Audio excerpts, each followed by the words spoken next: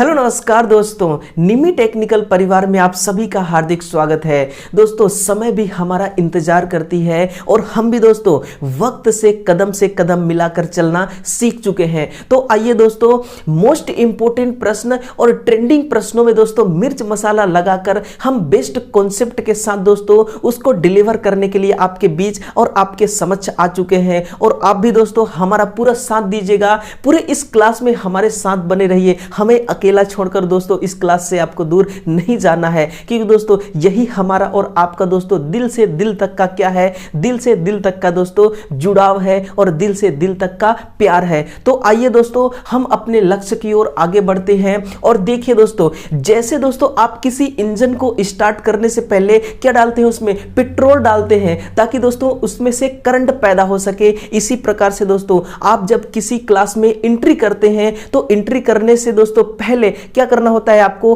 अपने अंदर दोस्तों सवालों को सॉल्यूशन करने से पहले अपने अंदर दोस्तों एक करंट पैदा करना होता है। और ये लाइट दोस्तों वही करंट पैदा करने का काम करेगी। देखिएगा मोटिवेशन लाइन क्या है दोस्तों, कि हर कठिनाइयों से अब तुझे आगे बढ़ना है, तू रुक नहीं, अभी तुझे और पढ़ना है। क्या दोस्तों जब भी आप दोस्तों अपने जीवन में किसी सपनों के प्रति संघर्ष करना स्टार्ट करेंगे ना, तो सबसे पहले क्या दोस्तों आपके सामने आएंगी, मुसीबतें, परेशानियां, कठिनाइयां। यही दोस्तों ये क्या है, ये बिन बुलाए मेहमान है और ये आपका रास्ता रोकने की कोशिश करेंगे। लेकिन आपको पता है दोस्तों कि अंधेरा क्या खाक रोकेगा मेरा रास्ता, अरे मैं सूरज हूं और हर रोज उगता रहूंगा। तो आप दोस्तों सूरज की तरह हर रोज उगते रहिए। और चलिए एक कदम आगे बढ़ते हैं। जैसा कि आप देख रहे हैं दोस्तों, भारत के केंद्रीय एवं राजकीय स्तर के आईटी इलेक्ट्रीशियन से संबंधित दोस्तों सभी प्रतियोगी परीक्षाओं के लिए महत्वपूर्ण प्रश्न है। और आपको दोस्तों शानदार तरीके से और बेस्ट कॉन्सेप्ट के द्वारा इस सभी प्रश्नों का सॉल्यूशन कराने के लिए दोस्तों मैं आपके बीच आ चुका हूं। देखिएगा पहला क्वेश्चन क्या है दोस्तों, पहला ही क्वेश्चन है दोस्तों जो आपका दिल जीत लेगा। और आपको क्या करना है, अगर कॉन्सेप्ट अच्छा लगे दोस्तों तो प्यार से इस क्लास को लाइक करना है। अगर और कॉन्सेप्ट अच्छा लगे तो दोस्तों प्यार से इस क्लास को शेयर करना है। अगर और अच्छा कॉन्सेप्ट लगे तो दोस्तों आपको क्या करना है, हमारे इस रंगीन से हमारे इस प्यारे और खूबसूरत से परिवार का हिस्सा बनना है। और कैसे बनना है दोस्तों, चैनल को सब्सक्राइब करके। तो मुझे उम्मीद है कि दोस्तों आप इस पूरे क्लास में मेरा जरूर साथ देंगे। देखिएगा पहला क्वेश्चन क्या है दोस्तों, क्वेश्चन का बोल क्या है कि हेमीट्रॉपिक वाइंडिंग को किस अन्य नाम से जाना जाता है। क्या दोस्तों मुझे ऐसा लग रहा है कि ये नाम आपको पहली बार देखने को और सुनने को मिल रहा होगा, है ना। हेमीट्रॉपिक वाइंडिंग को अन्य किस नाम से जानते हैं, तो इसको दोस्तों अनबाइफरकेटिंग वाइंडिंग के नाम से जानते हैं। अनबाइफरकेटिंग वाइंडिंग के नाम से जानते हैं। ये किस प्रकार की वाइंडिंग होती है, नोट कीजिएगा दोस्तों, ये एक सिंगल लेयर प्रकार की वाइंडिंग होती है। कौन सी, सिंगल लेयर वाइंडिंग होती है, जिसका प्रयोग दोस्तों कहां पर किया जाता है, तो नोट कीजिएगा इसका जो प्रयोग है वही दोस्तों इंडक्शन मोटर में ही इसका यूज किया जाता है। दोबारा सुनना, जो हेमीट्रॉपिक वाइंडिंग है इसको अनबाइफरकेटिंग वाइंडिंग के नाम से जानते हैं, जो कि दोस्तों सिंगल लेयर वाइंडिंग होती है। और यूज कहां पे करते हैं, इंडक्शन मोटर के अंदर इसका इस्तेमाल किया जाता है। अगले क्वेश्चन की ओर देखिएगा, क्वेश्चन नंबर सेकंड क्या है कि डीसी जनरेटर के प्रैक्टिस ब्रूस में सभी लोड के लिए कॉन्टैक्ट ड्रॉप का स्थिर मान निम्नलिखित में से कौन सा माना जाता है। आपको दोस्तों क्या करना है, आपको कमेंट बॉक्स में भी कमेंट करना है। और हां दोस्तों, आप जब भी क्लास को देखें तो नोटबुक को अपने साथ रखें और कलम को अपने हाथ में रखें। और हर पॉइंट को आपको क्या करना है, नोट करना है और सीधे मेमोरी में सेट कर लेना है। और हां, जो भी मैं बोल रहा हूं दोस्तों ये सीधे कहां आपके उतरने वाला है, आपके दिल में उतर जाने वाला है। बस आपको ध्यान से सुनना है और नोटबुक में दोस्तों अपने कलम को क्या करना है, स्याही को दोस्तों चलाते रहना है। देखिएगा किसी जनरेटर में प्रैक्टिस ब्रूस में सभी लोड के लिए कॉन्टैक्ट ड्रॉप का स्थिर मान निम्नलिखित में से कौन सा माना जाता है। आंसर दोस्तों इसका शानदार तरीके से दीजिएगा।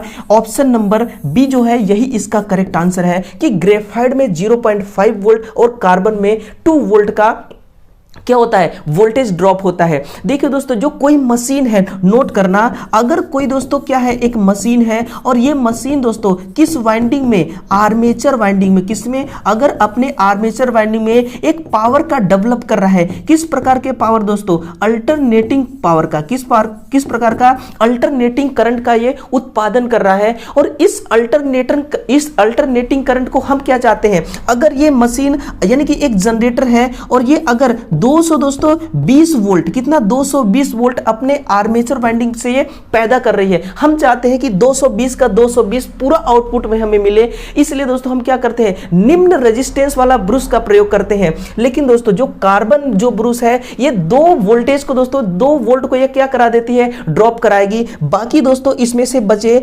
218 वोल्ट को ये आउटपुट में प्रदान करेगी। तो सुनना, अब कार्बन दोस्तों और ग्रेफाइट से जुड़ी जितने भी दोस्तों महत्वपूर्ण पॉइंट है ना, वो मैं आपके सामने रखने की अपनी कोशिश करता हूं।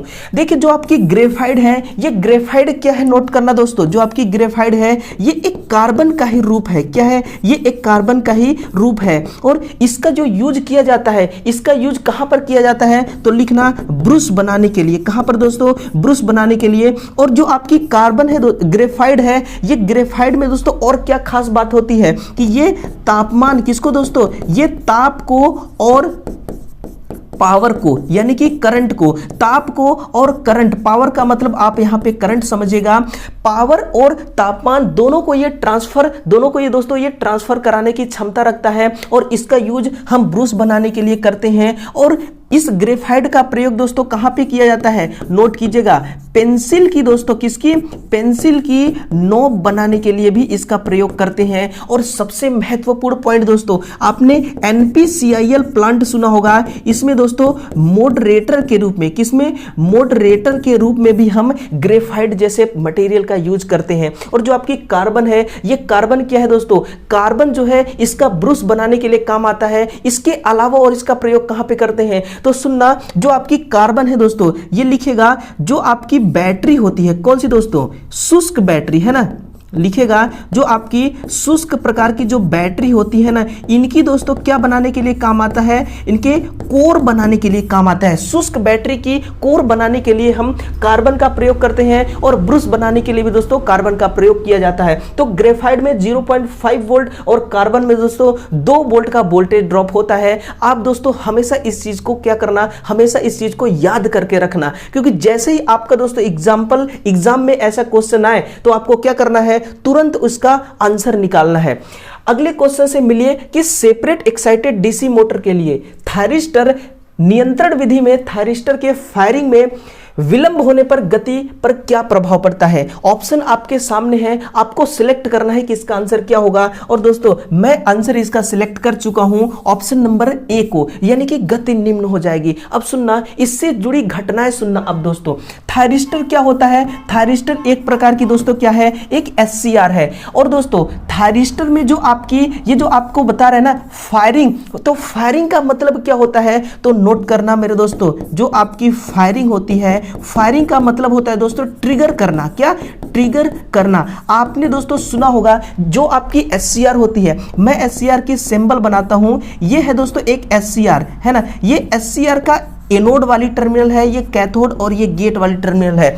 आप लिखना दोस्तों, किस टर्मिनल से हम ट्रिगरिंग करते हैं, दोस्तों ट्रिगरिंग हम हमेशा गेट वाले टर्मिनल से करते हैं। और जो ट्रिगरिंग करने का टाइम है, अगर दोस्तों इस टाइम में थोड़ा सा भी विलंब हुआ, क्या दोस्तों थोड़ा सा भी लेट हुआ, तो मोटर की स्पीड में क्या परिवर्तन होगा, मोटर अपनी स्पीड को दोस्तों कम कर लेगी। यही आपसे पूछा जा रहा है ना। मुझे उम्मीद है दोस्तों कि हर क्वेश्चन का आपको प्रॉपर तरीके से आंसर मिल पा रहा होगा और आप इसको समझ भी पा रहे होंगे कि क्या क्वेश्चन पूछा जा रहा है और इसका जो आंसर है ये कितनी आसानी से निकल करके आपके सामने आ रहा है ना। ये भी आपको समझ में आ रही होगी।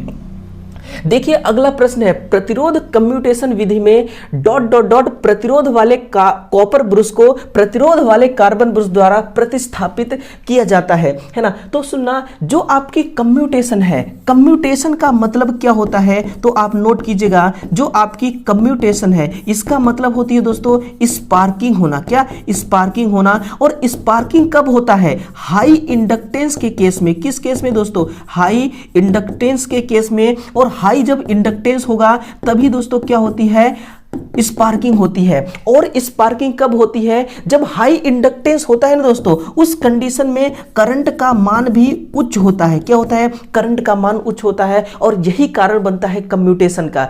तो सुनना, जब भी दोस्तों आपकी निम्न प्रतिरोध वाला, यानी कि अगर एक कॉपर का हो या फिर दोस्तों कार्बन का ब्रुश हो, उस ब्रुश का प्रतिरोध अगर निम्न है, अगर प्रतिरोध निम्न है तो करंट उसमें से अधिक प्रवाहित होगी और उस कंडीशन में क्या होगा, उस कंडीशन में दोस्तों स्पार्किंग होगी, कम्यूटेशन होगी। लेकिन हमें इस कम्यूटेशन को दोस्तों कम करना है तो हमें क्या करना होगा, वो जो हमारा आपका प्रतिरोध यानी कि जो आपका ब्रुश है दोस्तों, उसका प्रतिरोध हमें कैसा करना है, उच्च प्रतिरोध करना है ना। उच्च प्रतिरोध वाली आपको क्या लगाना है, ब्रुश लगाना है। यानी कि जो आपका दोस्तों कॉपर ब्रुश है निम्न प्रतिरोध वाली, इसको हमें शिफ्ट करना है किसमें, उच्च प्रतिरोध वाली कार्बन ब्रुश में हमें इसको शिफ्ट कर देना है ना। इसके अलावा सुनिए दोस्तों, ब्रुश में स्पार्किंग क्यों होता है, इस चीज को आप समझिए कि ब्रुश में दोस्तों कम्यूटेशन क्यों होता है। तो कम्यूटेशन होने का एक ही कारण है दोस्तों कि जो आपकी दोस्तों क्या है, आर्मेचर वाइंडिंग है ना। सुनना इस बात को दोस्तों, जो आपके मोटर या जनरेटर का दोस्तों जो आपकी आर्मेचर वाइंडिंग है, ये आर्मेचर वाइंडिंग क्या करती है दोस्तों, एक अल्टरनेटिंग करंट का उत्पादन करती है। अल्टरनेटिंग करंट का क्या करती है, जनरेशन करती है। और ये जो करंट है ना दोस्तों, इसमें क्या होता है, 1 से 2 मिली सेकेंड के अंदर ये करंट क्या होती है, ये करंट परिवर्तित होती है। लेकिन अगर दोस्तों 1 से 2 मिली सेकेंड के अंदर यह करंट का परिवर्तन नहीं हो पाता तो उस कंडीशन में क्या होता है, फटाक से दोस्तों एक रिएक्टिव वोल्टेज जनरेट होती है। क्या होती है, एक नोट कीजिएगा, एक दोस्तों रिएक्टिव वोल्टेज जनरेट हो जाती है। और यह रिएक्टिव वोल्टेज दोस्तों फैराडे के नियम का पालन करती है और दोस्तों यह खुद का अपना क्या करती है, एक करंट का उत्पादन करती है, करंट उत्पन्न कर देती है। और यह करंट क्या करती है दोस्तों, यही करंट स्पार्किंग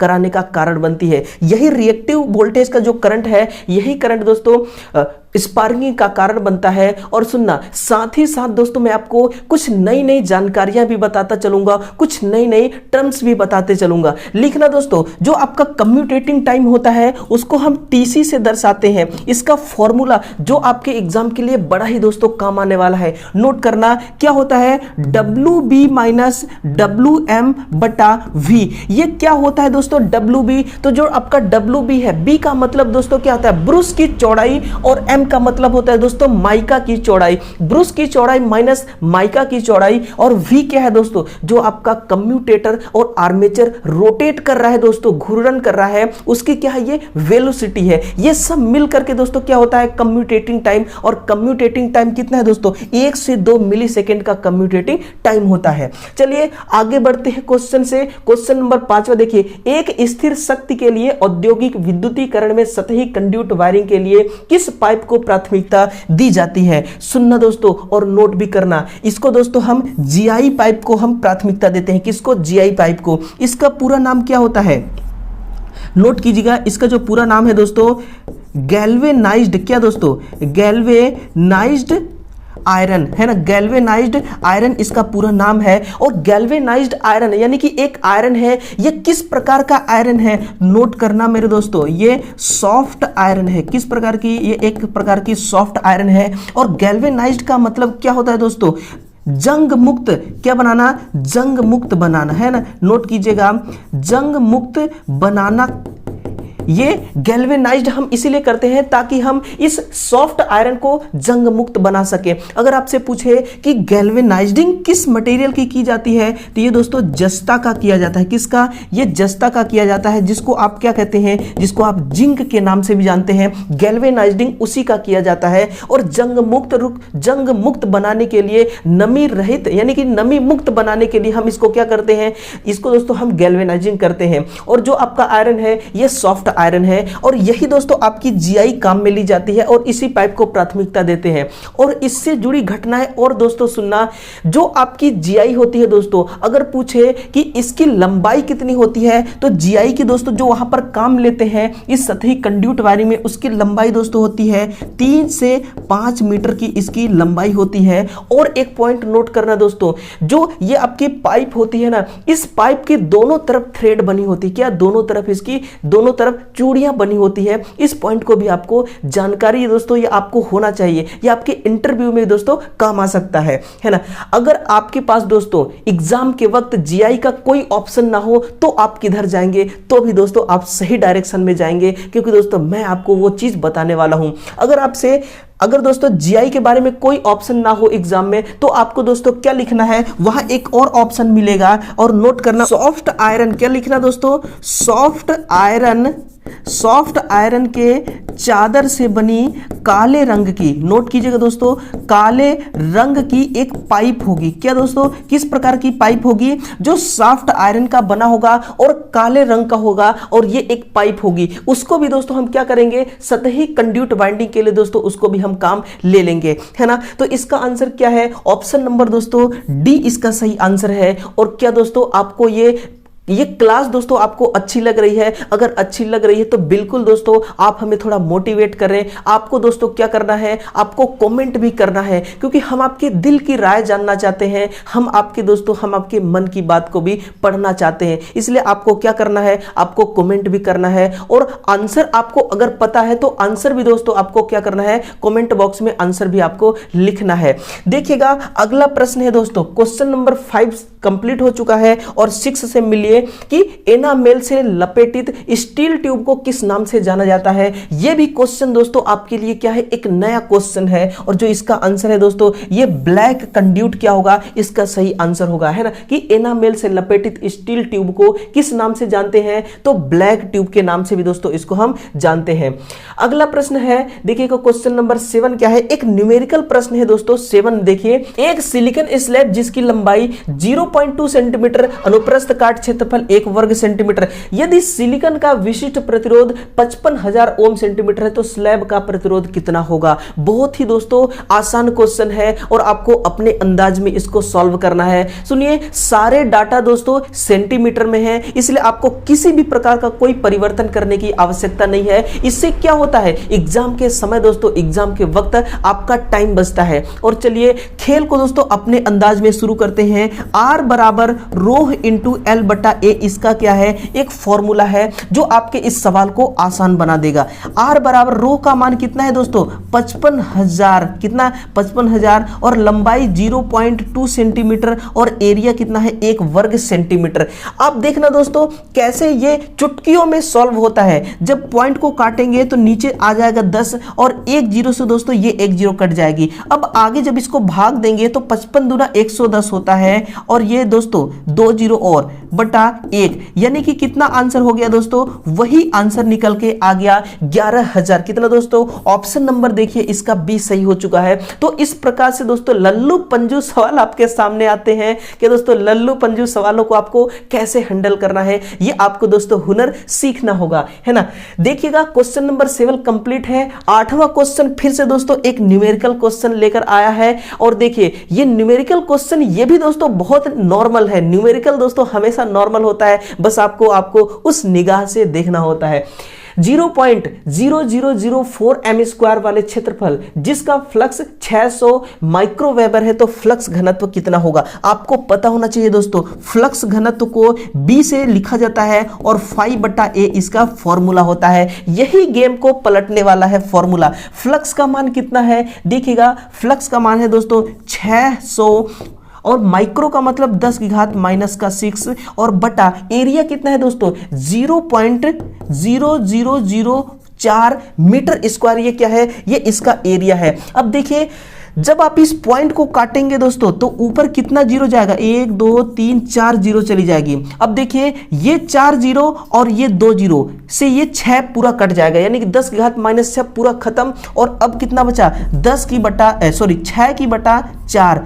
आप इसको भाग दीजिए, 4 एकम 4 और कितने बार जाएगा दोस्तों, 4 पंचे 20, 1.5 वेबर प्रति मीटर स्क्वायर, यही इसका आंसर होगा। और दोस्तों ऑप्शन नंबर बी देखिए बिल्कुल दोस्तों आपके स्वागत के लिए खड़ी है और यही इसका आंसर है। और देखिए जो आंसर होता है वो बिल्कुल अलग ही दिखाई देता है, अलग ही प्रकार से आपको दिखाई दे रहा होगा। अब देखिएगा ऑप्शन नंबर बी इसका सही हो चुका है। अब हम आगे बढ़ते हैं अपने क्वेश्चन में और क्वेश्चन नंबर 9 की ओर। दोस्तों देखिए आ चुके हैं, एंगस्ट्रॉम इकाई का मान कितना होता है। दोस्तों एंगस्ट्रॉम अलग है और एंगस्ट्रॉन्ग अलग है। आपको दोस्तों कंफ्यूज नहीं होना है, क्या आपको कंफ्यूज नहीं होना है। और आपको क्या करना है, एंगस्ट्रॉम इकाई का मान बताना है कितना होता है। ये होता है दोस्तों कितना, 10 की घात -16। सॉरी ऑप्शन नंबर दोस्तों कौन सा होगा, है ना।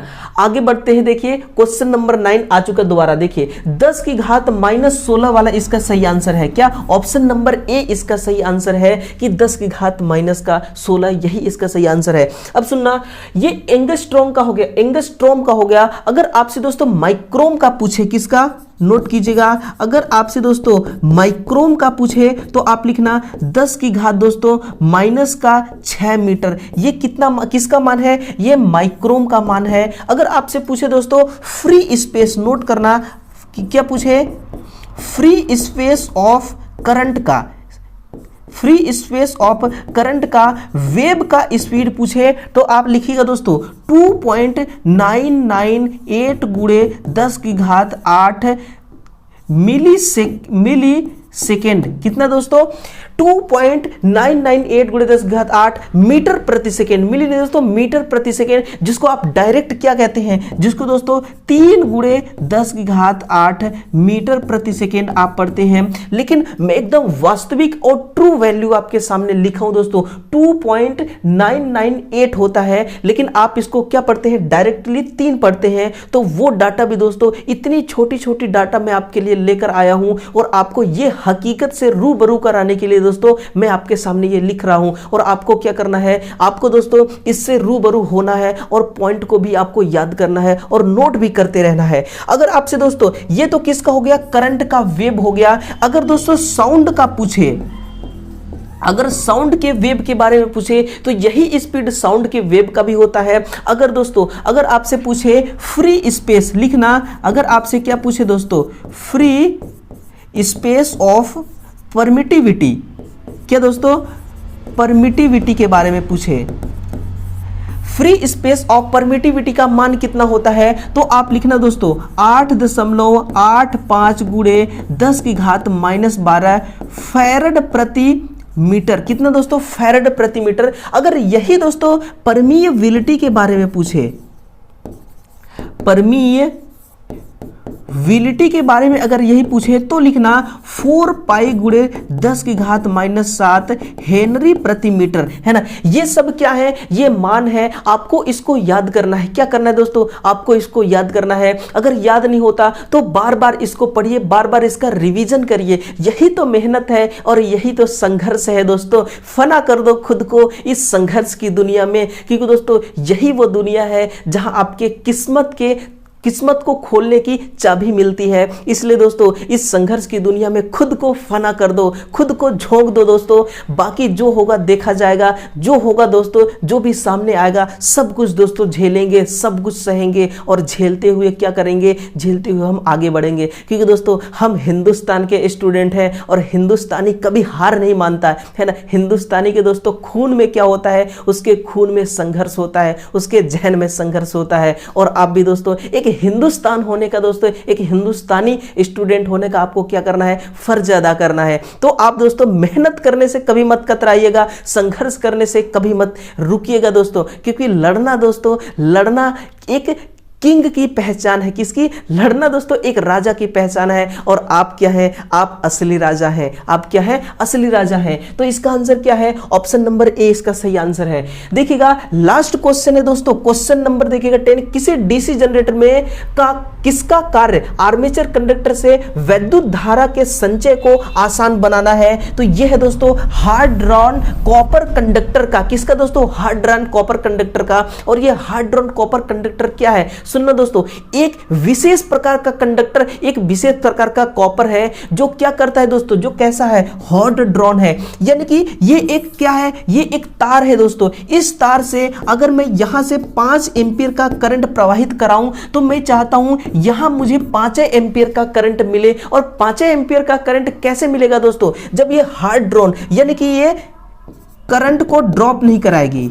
अगर दोस्तों अगर ये 0.1 एम्पीयर का भी ड्रॉप कराता है तो यहां पर आपको कितना मिलेगा दोस्तों, यहां पर आपको 4.9 एम्पीयर आपको आउटपुट मिलेगा। लेकिन हम क्या चाहते हैं कि 5 एम्पीयर ही आपको हमें आउटपुट मिले। इसलिए दोस्तों हार्ड ड्रॉन कॉपर जैसे मटेरियल का काम में लेते हैं। और जो आपकी हार्ड ड्रॉन कॉपर है इसको हम क्या नाम देते हैं, तो इसको दोस्तों हम कम्यूटेटर नाम देते हैं। क्या? हम कम्यूटेटर नाम देते हैं, जिसको आप दोस्तों आप और किस नाम से जानते हैं, तो इसको दिक परिवर्तक के नाम से भी जानते हैं, दिक् परिवर्तक के नाम से भी जानते हैं, जो हार्ड ड्रॉन कॉपर का बना होता है। अब देखिए जो आपकी दिक् परिवर्तक है ये क्या करती है दोस्तों, ये अलग अलग मशीन में अलग अलग रोल प्ले करती है। अगर मैं आपसे कहूं दोस्तों कि ये जनरेटर में, किसी इंजन में कम्यूटेटर क्या करता है, तो ये दोस्तों एसी को डीसी में परिवर्तित करती है। अगर दोस्तों इसी कंडक्टर को मोटर के अंदर लगा दिया जाए तो ये दोस्तों डीसी को एसी में परिवर्तित करती है।